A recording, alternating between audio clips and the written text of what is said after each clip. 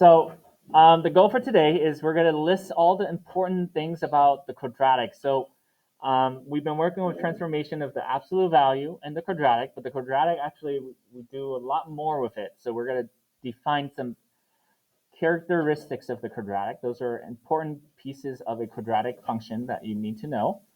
And then we're going to start to graph our quadratic in different forms. So let's draw in the parent one again. Let's assume these are all by ones.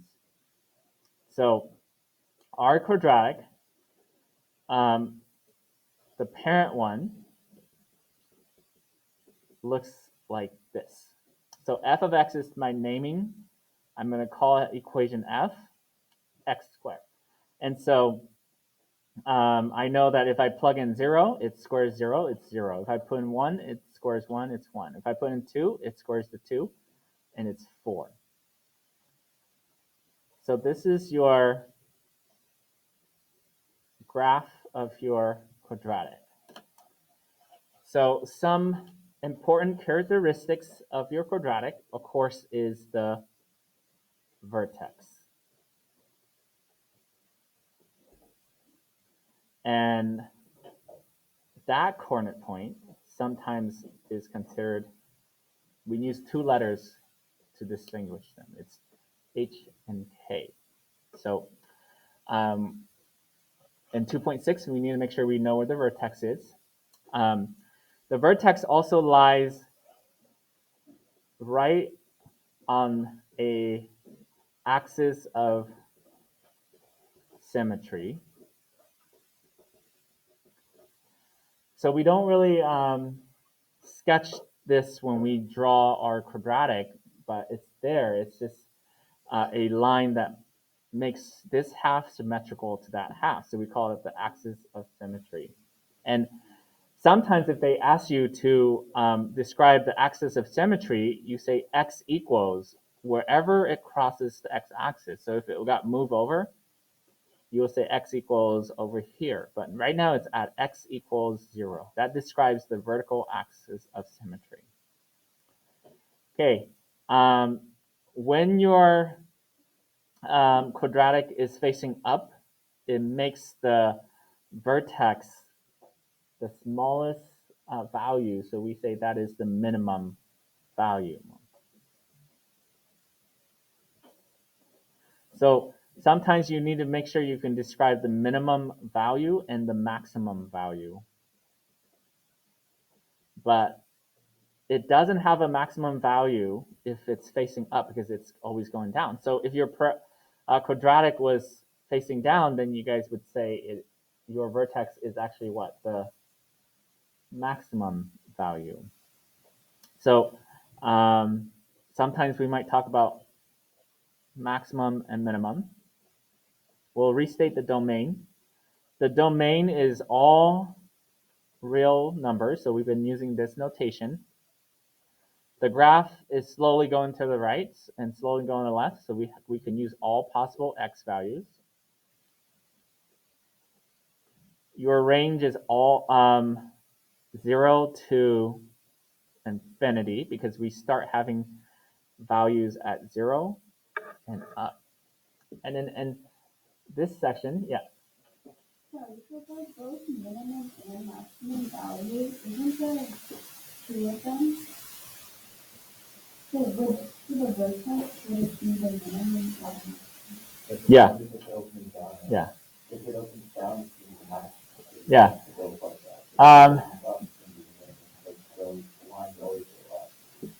Yeah, if my graph was opening upwards, that is the smallest value, right? And it's actually the y coordinate is the value, but it won't have a max because the graph continues to go up, so it never have like a max. So when it's like curving down, now your vertex is your maximum, but it won't have a minimum. So that's just some things you guys have to note. Another thing we want to start talking about is when the graph is increasing and decreasing. And when we describe increasing, decreasing, we actually describe the x values where it is increasing, decreasing. So which x value is this quadratic increasing from which x to which x value? 0 to infinity. Yes. It's going to start increasing. You see it going up, so it's increasing, but it starts increasing here forever this way. And so everything is described as left to right, and it's been decreasing all the way up till 0. So when you describe the increasing, decreasing, you're describing the x values where the graph is increasing, decreasing, not the y values.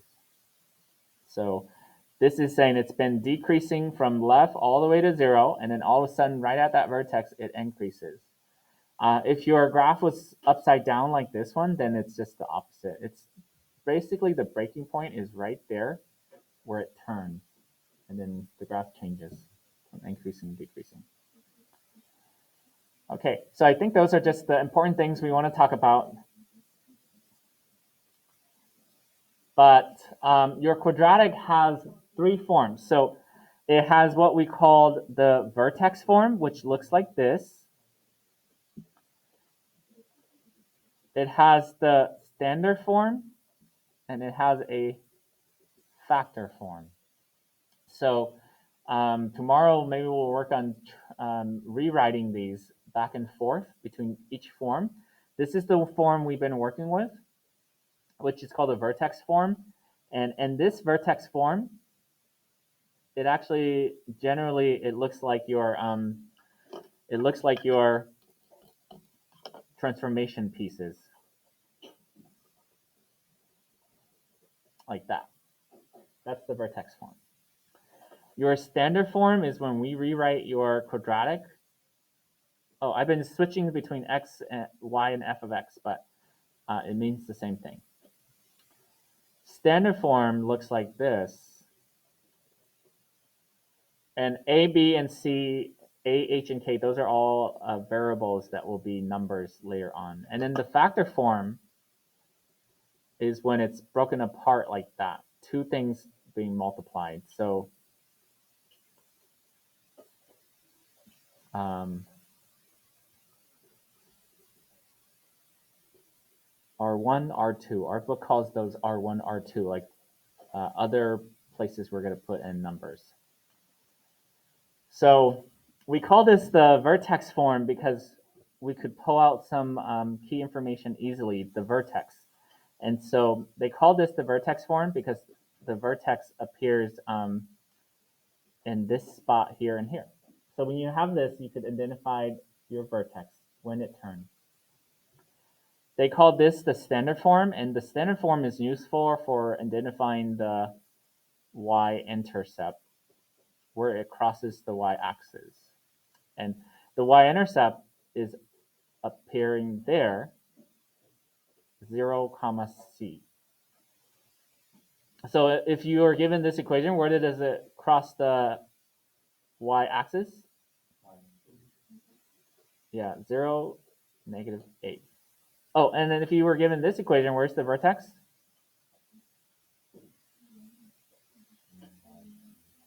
Yeah, 1. It's opposite. Inside is always opposite. 1, and -9. That's where the vertex is. The factor form, we call that the factor form, and what it's useful for are actually to identify the x-intercepts. They're appearing in those 2 spots, R1, 0 and R2, 0. So in this case, it will touch the x-axis where 4, 0 and -2, 0. So we name them differently. If it looks like this, we call those the vertex of form of the quadratic. If it ends up looking like this, we call that the standard form. And then if it was broken apart like this, we call that the factor form. So you have 3 forms, and today the goal is we want to be able to graph it when we are given any of these forms. So we'll start with the vertex form, and we won't be graphing by transformation. We'll just graph by identifying key pieces of your graph. So when you're given a vertex form, so these two examples, I want you guys to first identify the vertex. So when you go to graph, what you want to do is graph the vertex. Okay, where is that vertex, the turning point, by looking at this equation?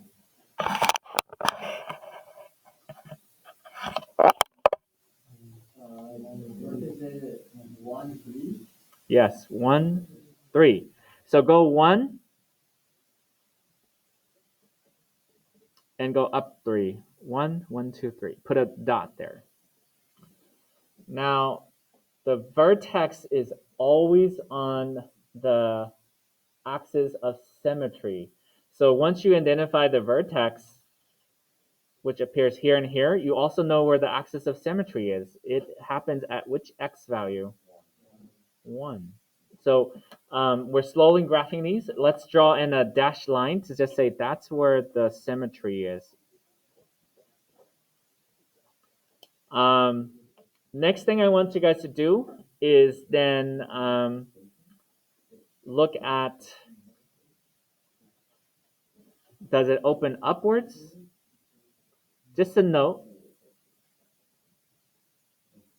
upwards or downwards based on this? Yeah.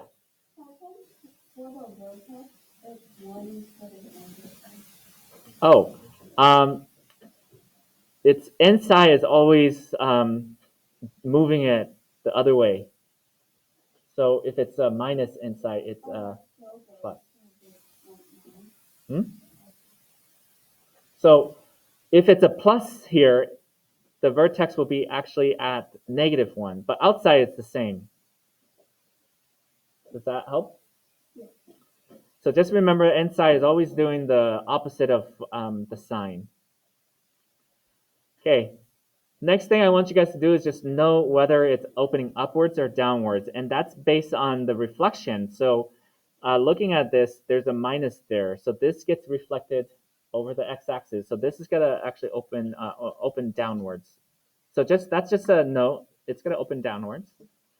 And then, the coordinates of the vertex. Let's write it in right here. Curvature is next. That's the same word for opening upwards or downwards. So let's note this is gonna go downwards, right? Okay, if it's gonna go downward, that vertex, is it a max or a min? Yeah, so it's gotta be a max, and the max value is actually 3. The highest y value is 3. Okay, let's get the graph in, and then we can talk about the domain and increasing, decreasing. Now, when you go to graph it this way, what I want you to do next is just pick a point on either side of the symmetry line, not on it, an easy point x coordinate to plug in here to find the y coordinate. So you can pick 2, 3, or you can pick 0, which is a easy point to plug in.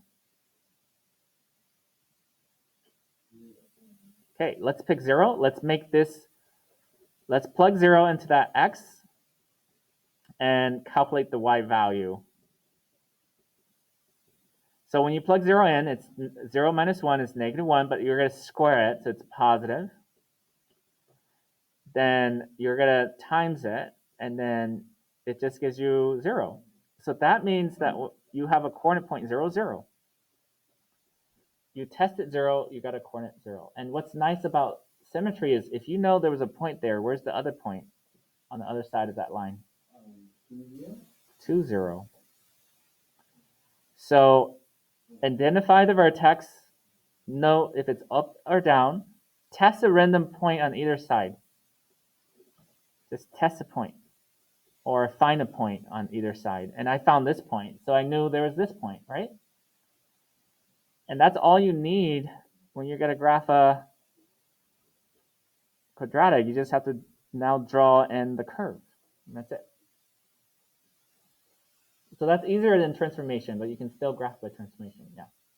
So you always want to plug in 0 for x? No, you could pick any point. So like if I wanted to, I could have picked I could have picked 3, right? Because 1, 2, 3, I could pick 3 and I can plug it in and figure out where is it at 3. But I picked 0 because it was easy when I plug it into my original to work with, right? So say I wanted to pick 3, I would still plug 3 in, but that would be, it's harder. It's just a little bit more work if you do 3, right? So you get that it's -9. So now you know if you pick 3, it's -9 down here. But then you will have another point on the other side. So you don't have to pick 0. You just pick whatever is most convenient for you. Yeah. How do you know if it's facing downward? Oh, did you guys catch that earlier? It's the reflection. It's this negative sign that allows you to identify whether it's going up or down. Without it, it kept going upwards. Yeah. Good. I have one more question. So you got x equals 0, but how do you know a equals 0, 0? Oh, I plug it back into this equation. You have you only get 1 0 out of it? No, you plug 0 in and dot 0 in. I made this x0, so it's right here. And then I worked out the math slowly. So 0 minus 1 is -1, but when you square it, it's +1. +1 times 3 negative is -3 plus this 3 is 0. Only because you did like y equals, not the y equals. Oh, yeah. So you see how f of x is there? That's the same as the y. So I solve for the y. This is the y value when I'm done solving. So that goes back here. And it's a coordinate point, an x, y coordinate point. So then I mark it, and I marked it over there. Once you guys are done, you can talk about the domain and the range. Now, let's see if we can get the range correctly. Okay, it got flipped and it got moved up. So now my range should be described as what? Negative infinity until it hits its highest peak, which is 3. 3 now, since it's been moving. Okay, it's facing down, and that means it's actually increasing from left all the way up until it hits the 1. So my graph has been increasing until it hits x equals 1. Then after that, it decreases from 1 onwards. So I'll state it like that. Okay, let's try the vertex form one more time with a new equation. Okay, first thing you want to do, find the coordinate of the vertex. Looking at that, where is your vertex going to be? Almost -2, because that's a plus. Okay, mark that 1, 2. There's your vertex. Okay, where is your axis of symmetry? -2. So mark that here. Okay, the curvature opening up or down? How do we know? No negative. So now I kind of know it's going up now. Oh, since it's going up, is this vertex max or min? Okay, so we actually have a minimum value. And the value is the y value of -1. We know it's going to go up. I can pick any point on either side to test now. What point do you guys want to test back to the original function? Yeah. So as long as it's not the same one right here, you can test any point. So you guys want to test -1? Okay, that means you need to plug it into this equation. So you need to work out the math, and that's like a y. So you say if x was -1, what will the y be? And you plug -1 into where it appears and you work out the math. So this is 1. 1 squared is still 1. You get 3. So now you have this order pair -1, 3 that you know exists. You go to -1, you go up 3. 1, 2, 3. And that point is on this side of the axis of symmetry. So now you know there's another point on this side of the axis of symmetry. What is it? -3, 3. It's supposed to be symmetrical, so that's where the symmetry is. And that's all you need. You're going to just roughly sketch in your graph now. Make sure that's like sort of like a U-shaped turn here, not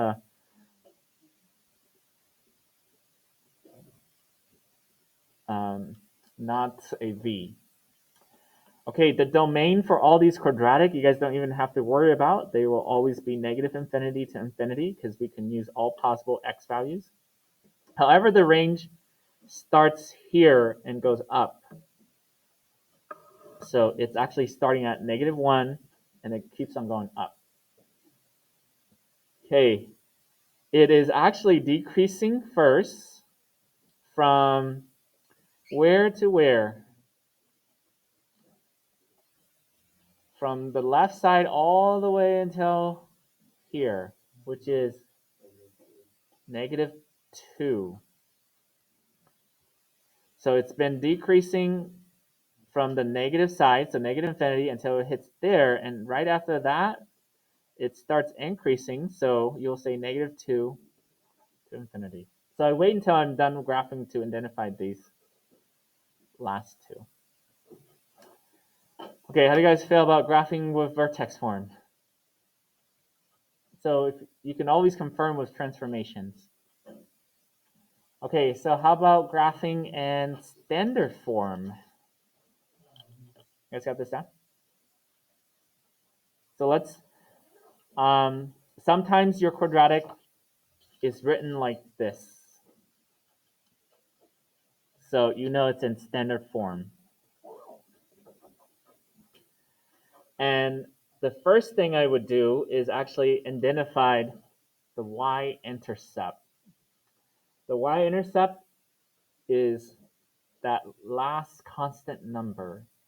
It is when x is 0 and y is -3. So I know a point now. It is right here, 0, -3. That is where it's going to cross the y-axis. So I note that first.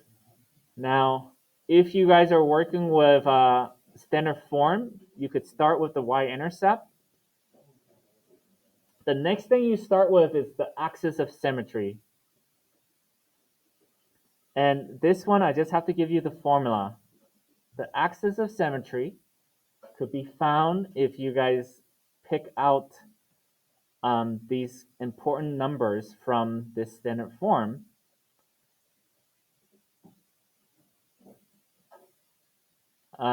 The b over 2a. You guys remember, sort of, how many have seen that before? Okay, so the a, b, and c are the numbers in front of each of these terms. So a is -1, b is 6, and c is -3. And then what you guys want to do from there is just put them in. Let's see.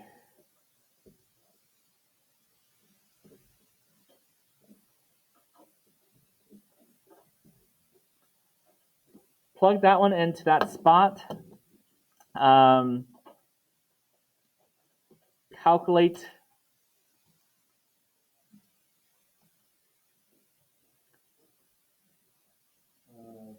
X would be -3. Okay, so that's telling you that your axis of symmetry. Oh, did I forget something? -b is what I wanted. The opposite. Well, that would be 3. Okay, so the axis of symmetry You might just want to highlight this formula for the axis of symmetry. If you have standard form, you can use that formula. It will allow us to calculate where that symmetry line is, which happens to be at 3 now. And then once I get to there, I want to find the vertex. Okay, the vertex is supposed to be where? On the axis of symmetry. So when you are working with the vertex now, you know which coordinate right now? The x. How would you find the y if you know the x? Yeah, to this equation here. So you might have to do some calculations. So you square first.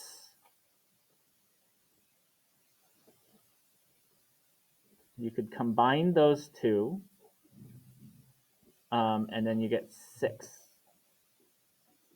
So you know that your coordinate is 3, 6. The vertex is always here. So you're going to go 3, 1, 2, 3, 4, 5, 6. We'll just be off up a little bit. And do we need to do anything else to finish the graph? Yes, but we do know the other point though. Based on symmetry, if you knew that this point exists, where's the other point?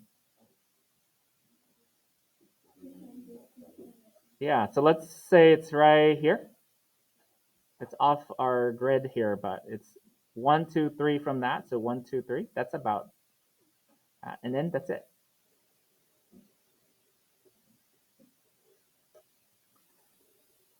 Okay, if you have standard form, we start with the y-intercept. We use this formula to find out where that axis of symmetry is.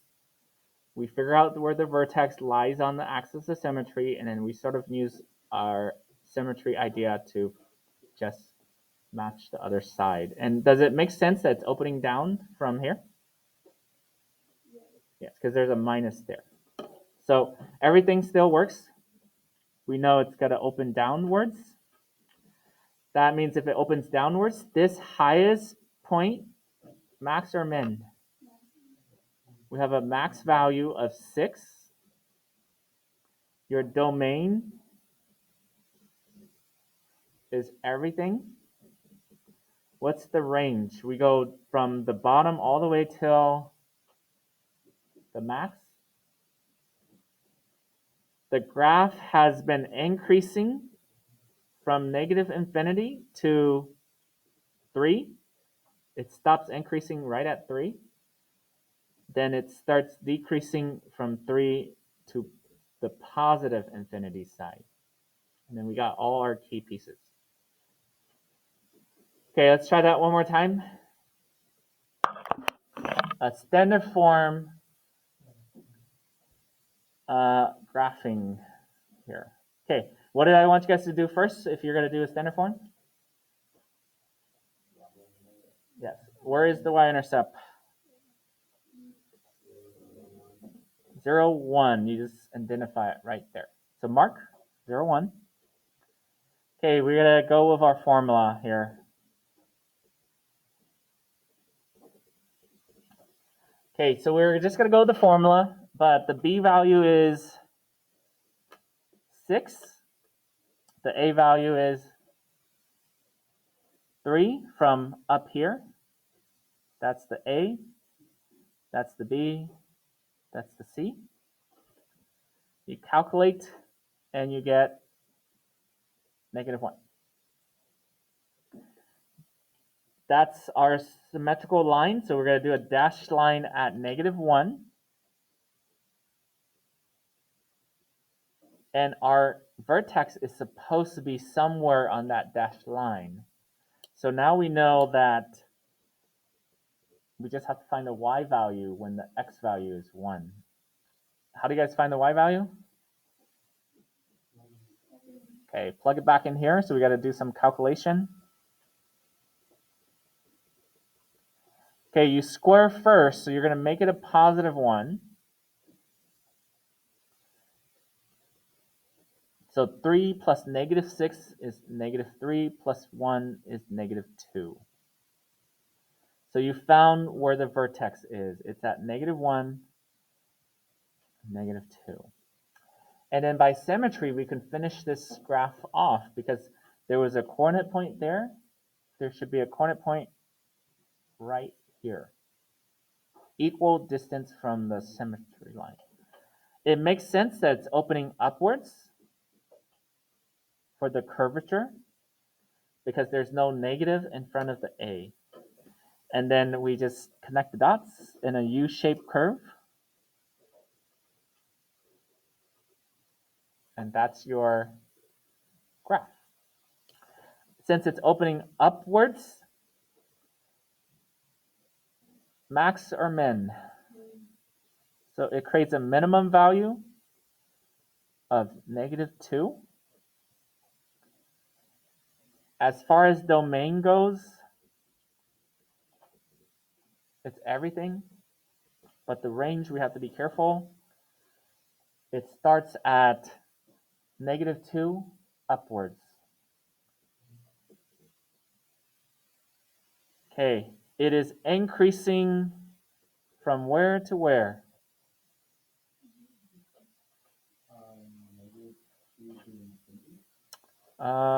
Almost.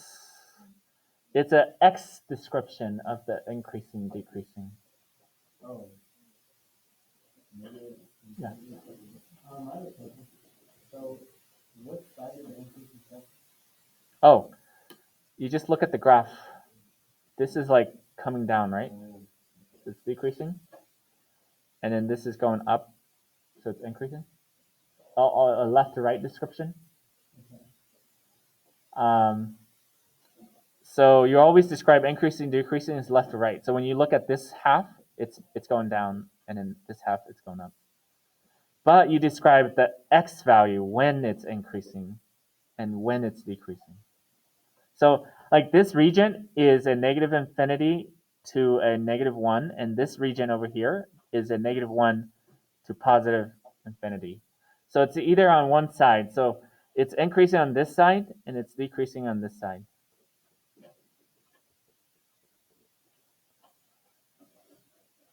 And that's the breaking point where it changes.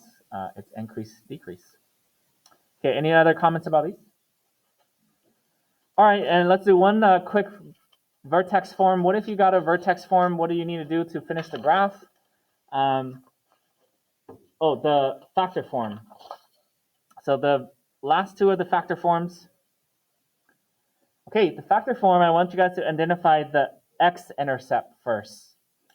And it happens here and here, but they're inside parentheses, so they're supposed to be opposites. -3, 0, 1, 0. So you take a look at your equation. It's broken apart like that. It is a factor form. Those are the spots where you see it cross the x-axis here and here. So you note them there. And this is actually graphed differently. Next thing you guys want to go to is the axis of symmetry. Now, can you guys find the axis of symmetry if you have 2 points there? Yeah, it's supposed to be right in the middle. So you just have to sort of count now. 1, 2, 3, 4. So right around here is your axis of symmetry. That is at x equals -1. So we're graphing it differently. The way we graph it different. We start with where we see it across the x-axis. We find right in the middle because it's supposed to be symmetrical. The vertex is supposed to be on there, so the x-coordinate is -1. Then we're back to how do you find the y-coordinate? Yeah, you plug into the x-coordinate here. So you're using this equation though. So you're plugging in this -1 in here and here to 2 spots because the x appears twice, and then you guys gotta calculate the math here. So you guys get 8. Okay, that means you want to put a dot at -1, 8. 1, 2, 3, 4, 5. Should we go by 2? Yeah.